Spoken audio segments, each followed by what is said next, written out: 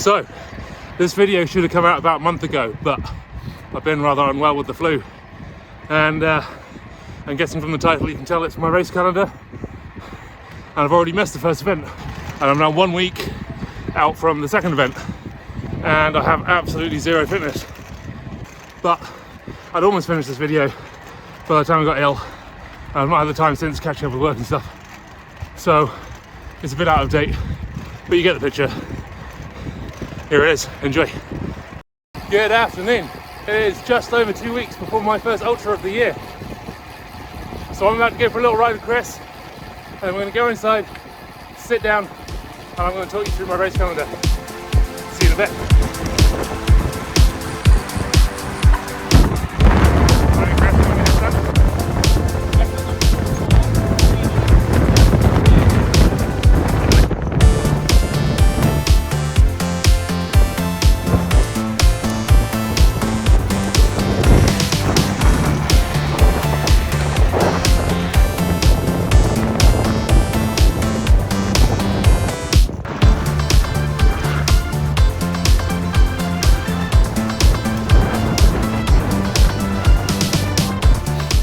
Right, I'm on my way back now. Chris has gone off to do his final effort, but let's go home and talk about my ultra endurance race calendar for 2023. Right, okay, so we're back and I've come down to the office to talk to you about the race calendar I have because I've gone a bit mental. I've entered 6 of them, which off the top of my head is about 6,000 kilometers worth of racing, and that seems a bit nuts to me.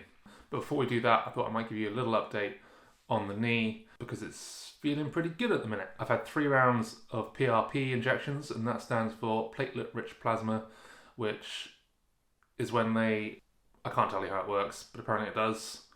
And so far, it seems to be going strong. So hopefully that will continue and we won't have any issues like we did last year. Anyway, on to the first race. Grand Ganache. I think I'm probably pronouncing that incorrectly, but it's a 700 kilometer gravel race across Canary Islands. Strictly speaking, they call it an Audax, but everywhere I've seen it covered covers it as a race. It just looks amazing. I had a couple of friends and people I know do it last year, and it looks incredible, beautiful, and hopefully my new gravel bike will arrive in time before I fly out in a couple of weeks. It's got way too much elevation for a rider like me to do particularly well, coupled with the fact that I'm really not that fit or in shape at the minute. I'm kind of viewing this as a warm-up event or a training event, however you want to call it. It's mainly to go out there and have fun and really enjoy it and enjoy cycling abroad, which I've not done outside of the UK and Ireland. So I come back, and the weekend after that, I've got the first time trial of the season, which is just on my local 10-mile course. It happens to be Southwest 10-mile Champs, which you can enter on CTT. And again, I've got no illusions of doing particularly well on that one. It's just for fun. I've always enjoyed time trials, and I actually have a time trial bike now. After that, I have a few weeks off before starting Deserters Bikers, which is another one I'm particularly excited by. It's the first ultra I've done where we have to plan our own route. It starts down in the southwest of France in Biarritz before crossing over the Pyrenees and going into 4 checkpoints across each of Spain's desert regions, finishing down on the Costa del Sol. It's going to be a road bike race, but each of the 4 checkpoints are down desert gravel tracks. There's nothing that shouldn't be rideable on a road tyre, but again, you have to plan your own route and prepare for it yourself, so we'll have to see. I'm just really excited for that one. It'll be another great opportunity to ride outside of the UK and Ireland.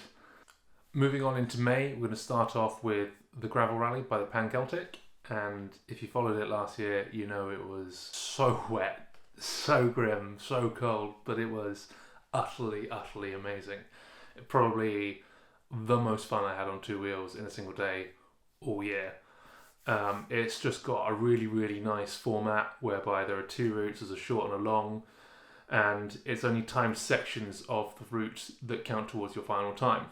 So what this means is that you can ride it together in a group of friends, race along the time sections, stop, regroup, and enjoy the social side of it while you transition to the next racing section.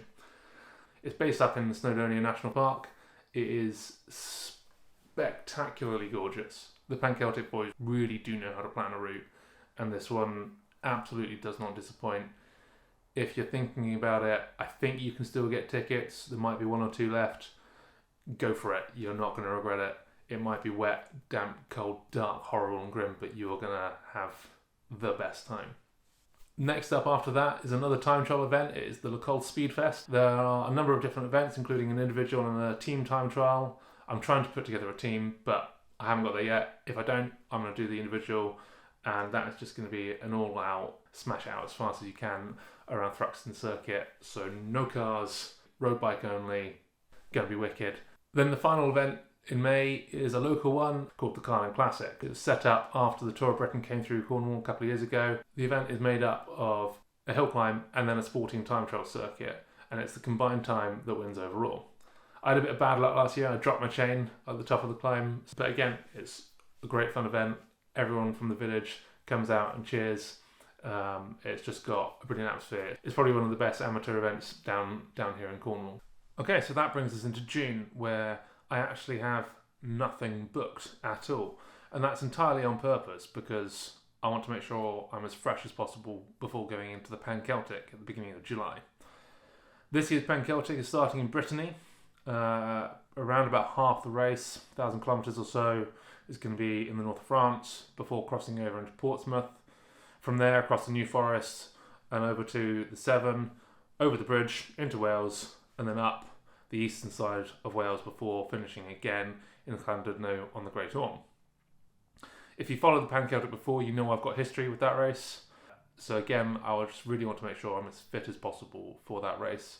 It means a huge amount to me. It's the event that got me into ultra endurance racing, seeing the film from 2019. And again, if you haven't seen the documentary from 2021 and 2022, please give them a watch. They're fantastic. Jack and Toby, Mally, Rebecca have done a fantastic job with this. And everyone around the race, all the other riders, part of the clan, it's a really, really special thing to be involved in. So yeah, that's a really important one to me. After the Pan Celtic, I have a bit more time off, around about 4 weeks before making a start of the GB Duro. And again, this is probably one you might have heard of. It starts at Land's End and finishes at John O'Groats. It's around about 2,000 kilometres, predominantly gravel, and is made up of 4 stages. So you stop and restart at each checkpoint. This is much more self-sufficient than a lot of other races. You're not allowed to sleep inside through the entire course of the race. You certainly can't leave any litter anywhere apart from checkpoints. And again, it's just another one of those challenges that I really want to do, and it starts just down the road from me. So I'm looking forward to that one too. Okay, so that leads us on to the final ultra endurance race of 2023 that I'm signed up to at the moment, which is the Southern Divide. Last year it was called the Rough and Ready, which is the first year they ran it. Again, this one starts at Land's End. It's a gravel race and it goes across Cornwall, Dartmoor, then along the Jurassic Coast, the New Forest, the South Downs, and then finishes on the Thames Estuary in Kent. It's around about 700 kilometres. They do a spring edition, which is in April or May. I can't make that one because I'm doing Deserters Bikers. And again, it just looks like one of those races. It's fairly small, it's fairly new. It just looks like something that's going to be great fun and a really, really good challenge. I think that's pretty much it.